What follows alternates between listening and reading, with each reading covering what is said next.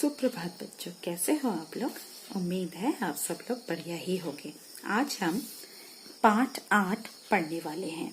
ये एक कविता है। इस कविता का नाम है तितली और कली। इस कविता की कवियत्री शोभा देवी मिश्र हैं। आइए पहले पढ़ते हैं इस कविता को। तितली और कली। हरी डाल पर लगी हुई थी नन्ही सुंदर एक कली। तितली उससे आकर बोली, तुम लगती हो बड़ी भली।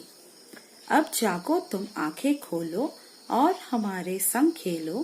फैले सुंदर महक तुम्हारी, महके सारी गली गली।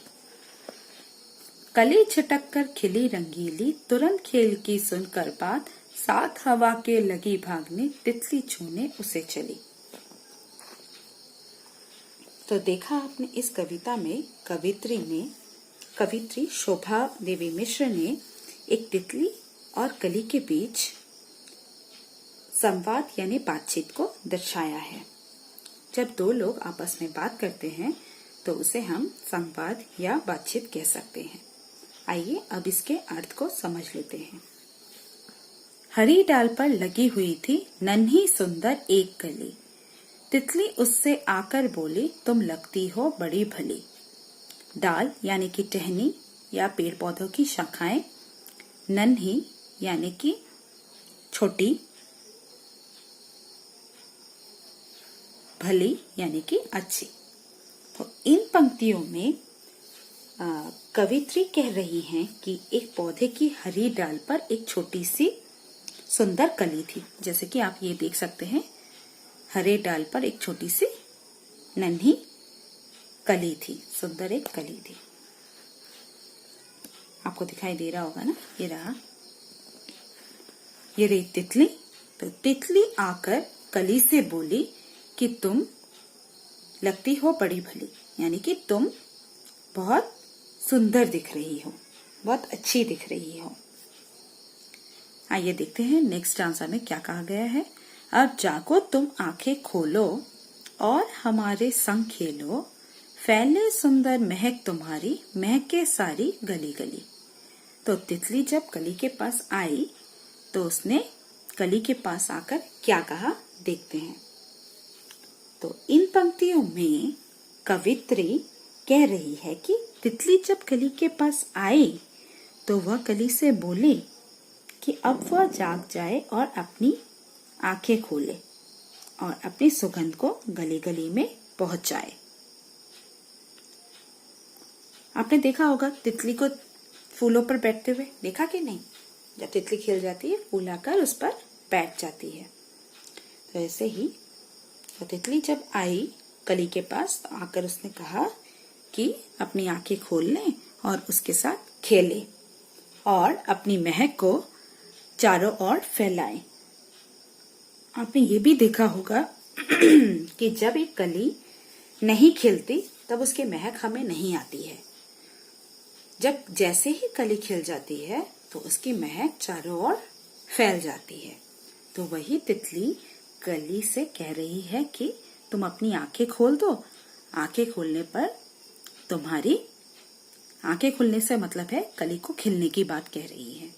तो जैसे ही तुम खिल जाओगी तुम्हारी महक चारों ओर फैल जाएगी। कली छिटक कर खिली रंगीली, तुरंत खेल की सुनकर बात। साथ हवा के लगी भागने, तितली छूने उसे चली।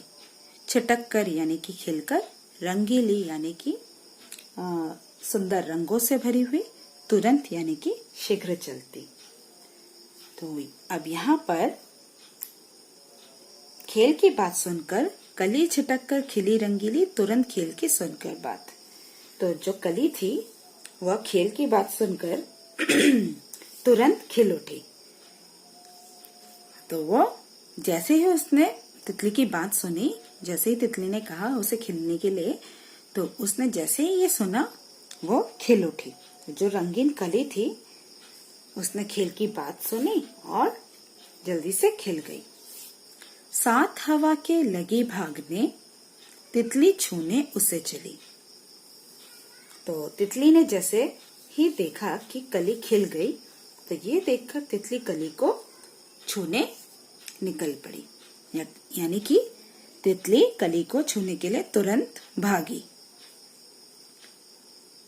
तो यहाँ पे क्या कहा, जैसे ही कली खिल गई, खेल की बात सुनकर जैसे ही खिल गई और साथ में तितली भी दौड़ पड़ी कली को छूने के लिए। तो ये थी हमारी कविता। आइए अब इसके सारांश को देखते हैं, या एक बार सारांश को भी जान लेते हैं। तो इस कविता में कवित्री कहती हैं कि पौधे की हरी डाल पर एक नन्ही सुंदर सी कली लगी हुई थी। जैसे कि आपकी किताब में भी इसका चित्र दिया गया है। ये रे हरी डाल और डाल पर लगी हुई ये सुंदर सी कली। तो एक तितली, ये रही तितली, ये तितली कली के पास आकर कहती है कि तुम बहुत ही सुंदर लग रही हो, और फिर कहती है कि तुम अब जाग जाओ, अपनी आंखें खोलो और मेरे साथ खेलो। और जैसे ही तुम अपनी आंखें खोलोगे, तुम्हारी सुगंध चारों ओर फैल जाएगी, तुम्हारी महक चारों ओर फैल जाएगी। तो कली जैसे ही तितली की खेलने की बात सुनती है, वैसे ही वो खिल उठती है, और जैसे ही कली खिल उठती है, तितली उसे छूने के लिए चल पड़ती है। तो ये थी हमारी आज की कविता। आशा करती हूँ आप सब लोग इस कविता को अच्छे से समझ पाए होंगे। तो अगर आपको मेरा वीडियो पसंद आया तो वीडियो को लाइक और मेरे चैनल को सब्सक्राइब करना मत भूलिए।